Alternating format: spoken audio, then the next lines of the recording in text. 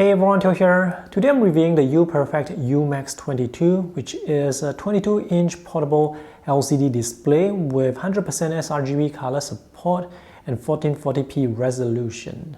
First of all, disclaimer, this is a review unit provided by the company, and in this video I'll just present to you my findings so that you can decide whether this is worth the money. And the price of this display is US $299 at the time of making this review. Let me give you the bottom line up front. I have never seen such a big portable display before. I mean, for a 22-inch display, this is quite thin and it's just 1.2 kg, so it is portable if you really have to bring this around. But there is no carrying case included, and there is no carrying case available for sale on their website. So if you have to bring this along somewhere else, you will have to buy some carrying case to, protect the display.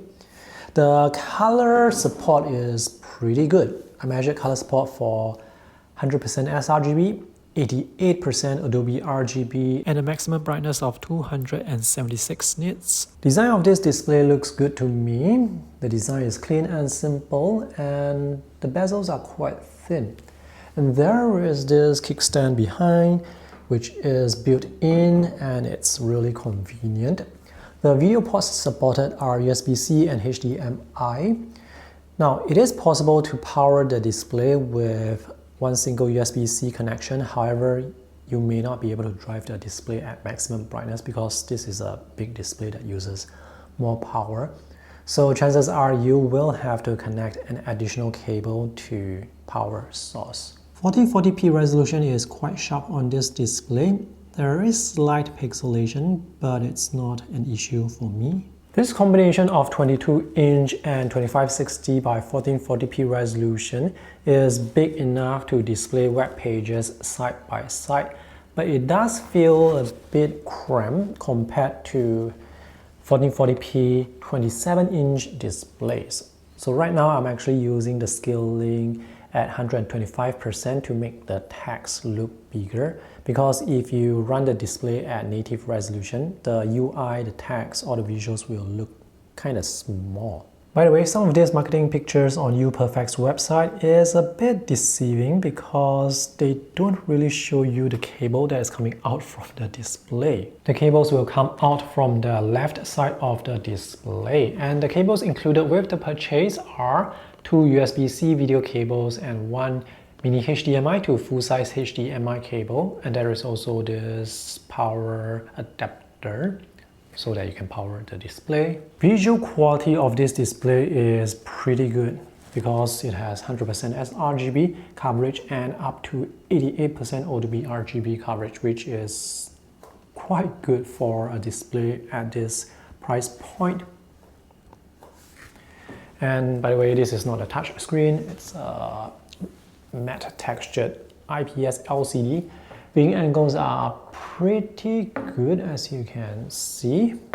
This is how the back looks. This is the top side, this is the bottom side, and this feels like metal to me. The build quality for this display is pretty good. Now this kickstand can go all the way up here, and when you keep the kickstand, make sure you disconnect the cable first, otherwise this may damage the cables and the port when you push this down. There is VESA mount, and from what I can see, it looks like 75mm by 75mm. The OSD control buttons are here on the right side. The ports are on the left side. One downside to the choice of material used for this is this matte textured surface is very susceptible to fingerprints, and this is difficult to wipe off. These are the buttons for the OSD manual, and for some reason some of the buttons have feedback, as in when you press you can hear the audible click, but some of them do not have the click. That's the ancient micro USB port for OTG, and this is a 3.5mm audio jack. And this display actually has speakers, but they sound hollow. You probably cannot see the speaker grills because they are so small and they are on the back of the display pointing upwards, so audio quality is affected that way as well. I've not tested backlight bleeding for a while, but I just thought of it. So Backlight looks kind of even to me.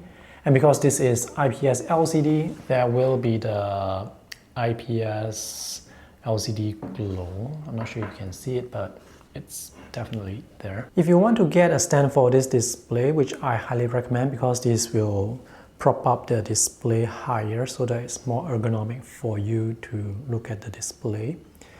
If you want to get a stand, you can get one of those VESA mount stands or the flexible VESA arm, or you can just get one of those big tablet stands. Not the magnetic ones, but the universal ones that can be used with any tablets. In this case, with this display. For Mac OS users, 22-inch and 1440p resolution is not a good combo because Mac OS system preferences has some issues with UI scaling. So if you are using Mac OS and you want to buy this display, you have to install this app called Better Display to help with the scaling so that all the UI, the icons, the text can look sharp. This is a pretty straightforward product for me to review because I did not experience any issues while testing this. And if you guys have intention to buy this display, consider using the affiliate links that I have for you in the video description below to support my YouTube channel because I get to earn some money but at no cost to you. And if you guys have used Uperfect displays before, share with me and others what you think about their portable displays in the comment section below. Thanks for watching. See you guys in the next video. Bye.